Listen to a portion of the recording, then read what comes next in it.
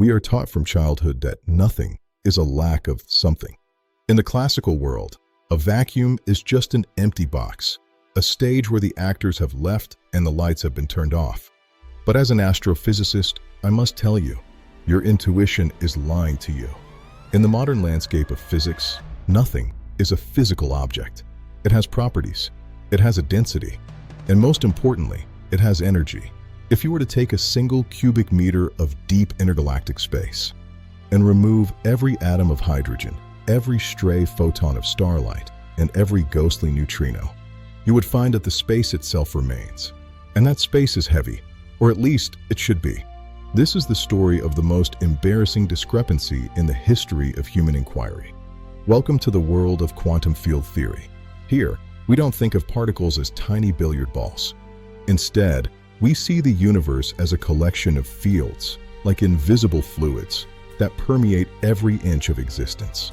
There is an electron field, a photon field, a Higgs field. According to the Heisenberg uncertainty principle, these fields can never truly be at rest.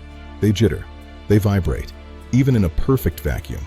These fields flicker, creating what we call virtual particles. They borrow energy from the void, manifest for a trillionth of a second, and then vanish. This is the zero-point energy. It is the baseline hum of the universe when we use our most precise mathematics.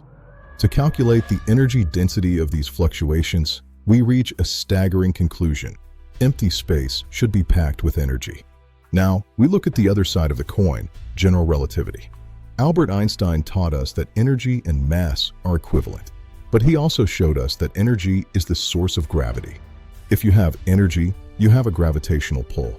If the vacuum of space is filled with massive amounts of quantum energy, then that energy must exert gravity.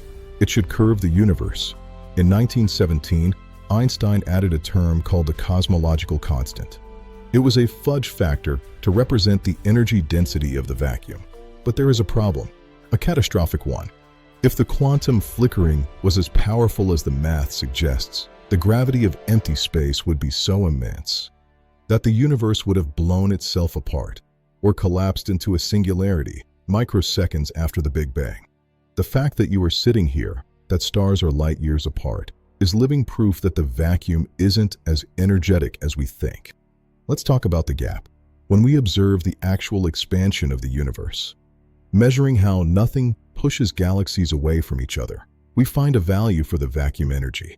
It is a tiny, delicate number. When we calculate what the value should be using quantum field theory, we get a number that is 10 to the 120 times larger.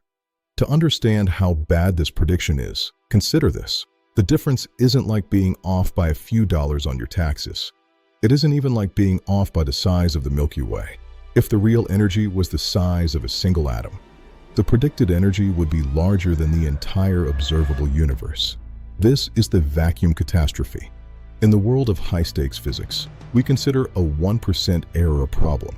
Being off by 120 orders of magnitude is a total collapse.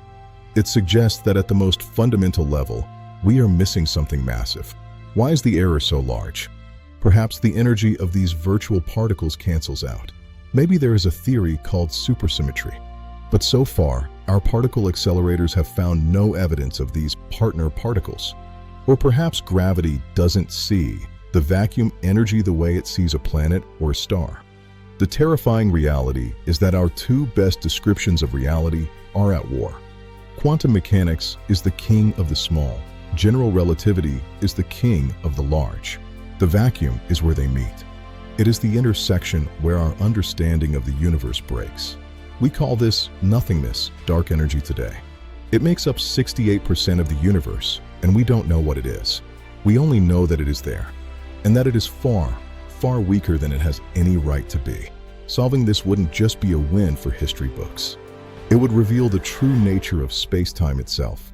It would tell us if the universe will expand forever, until every star goes cold, or if the vacuum holds a secret that could eventually tear the fabric of reality apart.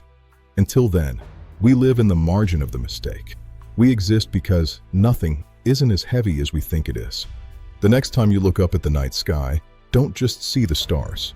Look at the blackness between them. That empty space is the greatest unsolved puzzle in science, and it is waiting for an answer.